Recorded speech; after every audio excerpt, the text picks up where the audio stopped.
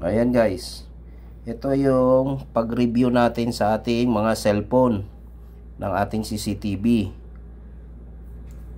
Punta tayo doon sa application para sa DAWA to DMSS. Click natin kung ano yung nakakonect sa ating CCTV. Click natin yung parang play doon sa taas. Yan na. So yan yung 4 na CCTV dito sa bahay. Ngayon, piliin natin kung anong camera yung gusto nating i-review. Okay, so halimbawa yan, camera 3. Camera 3, tapos pindutin natin yung playback. Yan.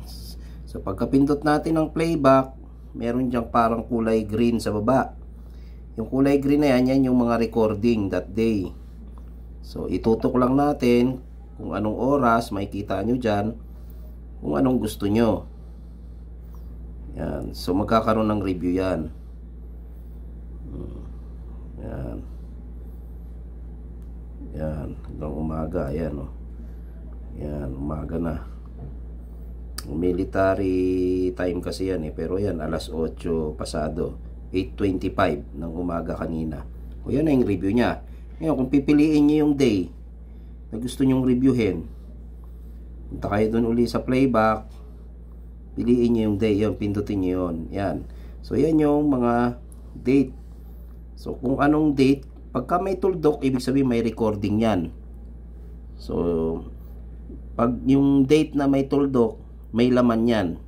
May laman na record yan. Halimbawa, December 20. Balik tayo doon. Yan December 20. Yan. Yan yung December 20.